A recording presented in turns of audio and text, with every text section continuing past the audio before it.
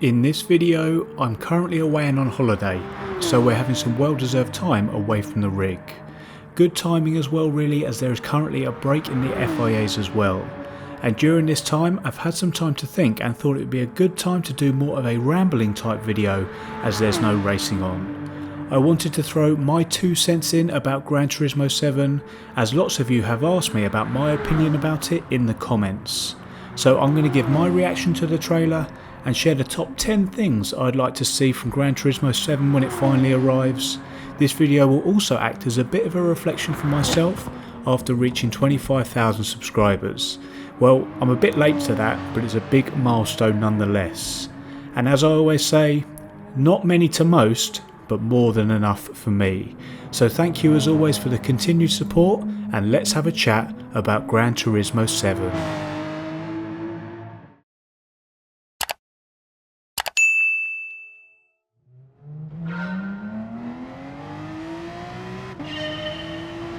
Hey guys, Eerie is here, welcome back to the channel and thank you for choosing to join me for another video.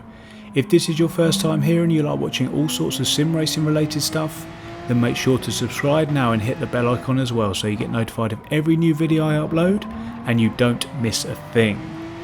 Now before we get into the top 10 things I want to see in Gran Turismo 7, I want to address the elephant in the room. I have some new gear to introduce to you guys on the channel. You may also have noticed that we're not in a race today. Just like one of my favourite YouTubers, Shmee150 does when he gets something new, there is only one place to come, and that's the Nordschleife. The car I am driving here is the 911 RSR, with the special one-off gold livery that they raced in at Le Mans to celebrate the World Endurance Championship earlier in 2019. So a special circuit, a special car with a special livery, a fitting match for this special piece of kit. So if you haven't caught one of my live streams recently, let me introduce to you my new wheel, the Fanatec Podium 911 GT3R rim, a direct replica of this rim here. So for complete transparency, before we begin, for those that don't already know, I am very lucky and all of my Fanatec gear is given to me. A huge shout out to the guys over there who have been supporting me for almost a year now. So whilst I try and remain as impartial as possible, it's difficult to not talk favourably about a company who has invested so heavily in me to improve the product that I bring to you all who watch the channel. Now my views on it are the absolute truth and my own words, but it's important to acknowledge that it's probably through rose tinted glasses. I am also part of the Fanatec affiliate program, which means in simple terms, another thing I need to be open and honest with you all about is that if you buy something from Fanatec through one of my links down below or in any of the descriptions in any of my videos, I get paid a percentage on everything you buy, 5% to be exact. Now all proceeds from that go straight, as with everything YouTube related, into a separate savings account for Freddie when he's 18, so if you want to support that, you can do that there, and thank you to the many of you who have done that already.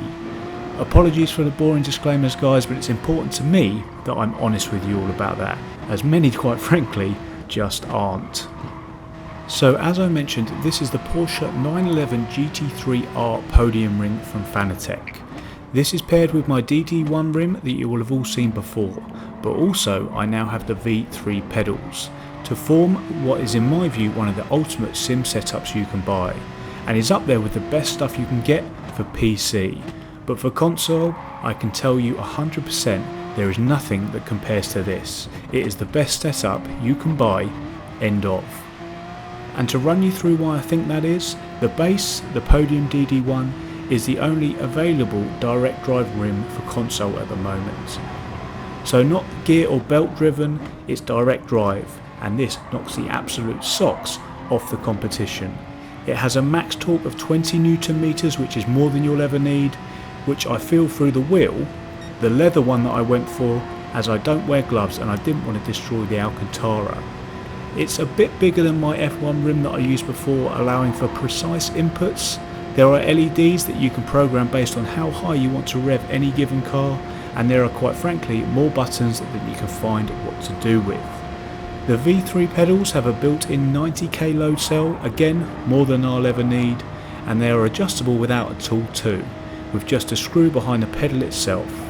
They look great, They feel very comfortable on my feet, which is important to me considering I only use socks, and that will be the case for all of you who also wear socks and don't use boots.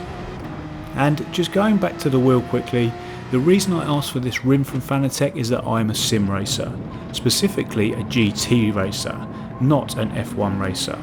So by having this rim, it adds an extra bit of authenticity and quality to the product that you guys see every time I release a video. And speaking of being a GT sim racer, the OG, the McLaren GT3 rim, will also be coming out to play soon, which I'm very excited about indeed. I've missed that thing, and I think quite a few of you guys have done as well.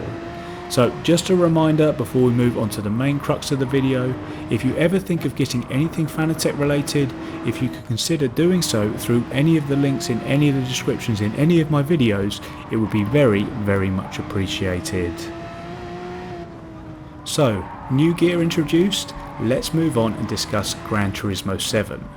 We all saw the trailer a couple of months back, but because I've been so busy with the racing, I haven't really given my reaction to it yet on the channel.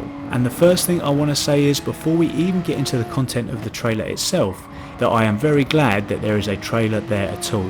It shows something is coming, we don't know what and we don't know when, but that is the most important thing, that something is there.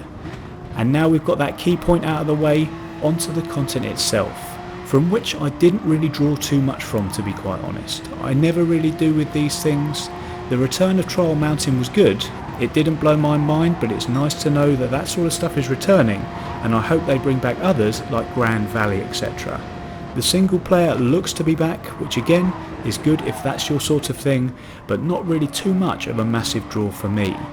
And other than that, from what we saw, it's pretty stock stuff really. I don't want to sound down about it though, I'm just all about the online racing. Spending hours and hours destroying AI in single player mode doesn't really do it for me, to be quite honest. I like racing humans and using my racecraft to battle with other humans. And I'm sure more trailers will come, but for now there just isn't a great deal to go on other than what is there, which is the main positive of the trailer, remember, in my view. So considering what we have seen, I thought I'd go into what we didn't see and what I'd like to see in the new game, and I've got 10 things that I want to share with you now. So here we go then, the top 10 things that I'd like to see arrive in Gran Turismo 7. So the first thing I want to see is the penalty system overhauled. Now I doubt anyone is surprised by this and the fact that it's the first thing on my list. They have played around with it for the whole of GT Sports life cycle, which is admirable, but for me the whole thing just needs completely overhauling and replacing with something completely different. An iRacing type points-based system where you pick up points for going off track or touching another car that eventually leads to a drive-through or disqualification if it gets bad enough is my preference, and would in my view be a large improvement to what we've been suffering here on Gran Turismo Sport. Number 2, damage. Now this doesn't need to be aesthetic, and everybody who knows me will also not be surprised by seeing this near the top of my wish list. I don't need to see wings coming off or tyres rolling down the road, but just like the penalties I have just mentioned, there needs to be a consequence for contact, whether it be with a barrier, a curb or another car. And by consequence I mean either the car's acceleration, top speed or handling. These need to be compromised, which requires some sorts of pit stop if they want to fix it. 3. Dynamic weather and time. Now I think there was a nod to this in the trailer, and the dynamic time thing kind of ties in to something else a little bit later down the list. But with the weather element, we're trying to simulate real life racing here, and real life racing is affected by changing weather. Some of the most exciting times in motorsport have happened when the weather changes, and some of the best drivers come to the fore in differing conditions, and I'd like to see that here in the next instalment of Gran Turismo. 4. Larger grids, and that's both in events and lobbies. Nice easy one that we don't really need to go too much into. 16 to 20 racers just isn't enough. Standard field sizes of 40 to 60 is what I'd like to see. 5. Endurance races featuring driver swaps. Now we all know, or those who have been following my channel for a long time will know, that endurance team racing is my personal favourite thing to do in all of sim racing. There is a huge hole in the package Gran Turismo Sport brings, and there is clearly a market for it. Just look at the success of iRacing, and I've also seen the private lobbies where people have had to do very creative things to mimic exactly that. So let's just get it in there. I'd love to see races such as the Bathurst 12 Hours, the 24 Hour of Le Mans, Spa and the Nürburgring arrive on Gran Turismo. 6. Multi-class racing. You can't really talk endurance racing without mentioning multi-class. GT racing is multi-class racing. It's very unusual to see a one-make race series, and the added element of either passing slower cars or being the slower car being passed by much quicker cars brings a completely different challenge to the race, and will test the racecraft and awareness of all of those who take part.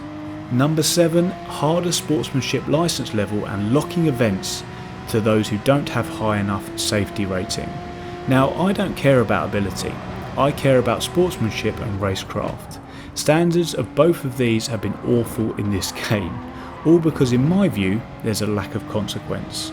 So looking at the cause rather than the effect, I'd like to see eligibility for the flagship series based on your SR, and SR needs to be as difficult to get as driver racing is currently. You can't just have a couple of clean races and it be at 99 SR. SR should be hard to earn and even harder to maintain. And if you don't have the SR, then you don't get into the flagship races. Simple as that. The result of which will be that people drive cleaner and more considerately, and it will be better for everybody. 3 more left now, and number 8. Better field of view in cockpit mode to make it usable. Now, I don't often use it, but I'd like to, because when I cycle through there is such detail in some of those cockpits and they look really good, but you just can't see anything out of them, so nobody uses it, myself included. And by adjusting the field of view just a little bit to make it more drivable, we'll see a lot more people, probably including myself, using it. Just like iRacing and ACC, this is one small but very important change that I'd like to see. And this pairs up with number 9. 900-degree wheel animation. Now this is a massive bugbear of mine, and along with the field of view, the other main reason why I do not use cockpit view. The wheel barely rotates.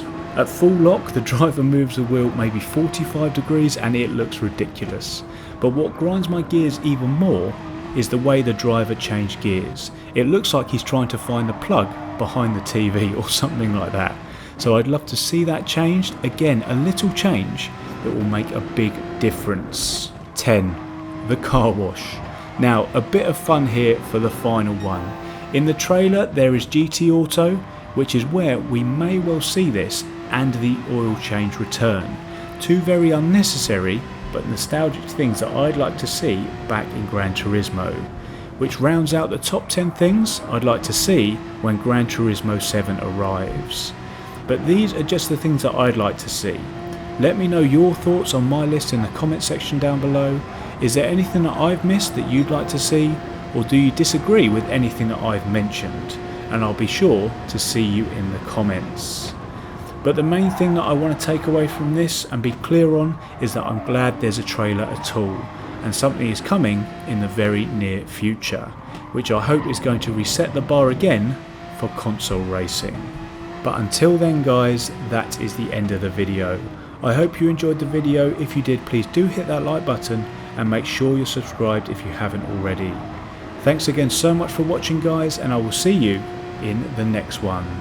Cheers.